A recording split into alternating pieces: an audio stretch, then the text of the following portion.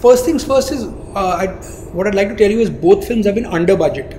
This is a term that I think very rarely has been used in our industry, and it's one thing to say it, but we go out of our way to demonstrate that we take great care of someone else's money in making a motion picture. And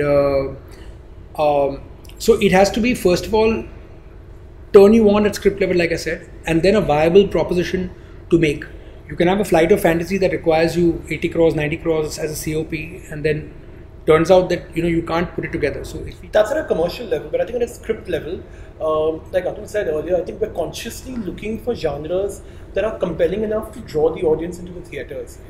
So for example, when Nirja happened, as Atul says, it was a hijack film, and that genre had not been attempted for a very long time. In fact, I don't think it was attempted for the longest actually in cinema at all. So therefore, Nirja happened. Similarly, when Tumhari Sulu sort of was born, it was a very happy slice of life.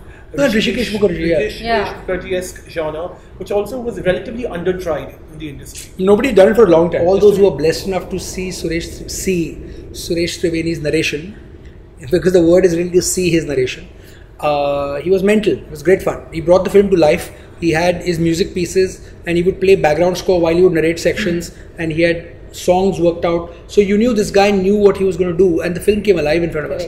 So we were like, we're going to do Rishikesh Mukherjee Revisited 2.0. Which is also the case with Cheat India, which is the next film. I think the education genre essentially has a huge youth connect. The youth today forms a chunk of the movie-going audience. I think education is a burning issue in India right now. We read about education scams and education-related sagas practically every other day in the newspapers. Of course, a lot of films had been attempted on the education system in the past, and we've had Three Idiots and I think Chalk and Dust and a whole bunch of them, Arakshan, which have happened on the education system. But I don't think we've had a film that really talks about the real crimes that take place in the Indian education system. And I think that's what really sort of drew us to the subject when Soumik gave us a one-liner more than a year back actually. And then we consciously worked on it, we developed it. We weren't very happy with the initial draft, and we reworked it. It's been almost about 8 or 9 months that we've been working on the script of Cheat India.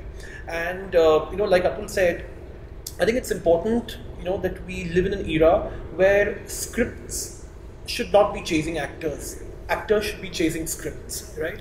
And I have to be honest and say, Imran actually heard about the script. He happened to meet Soumik somewhere.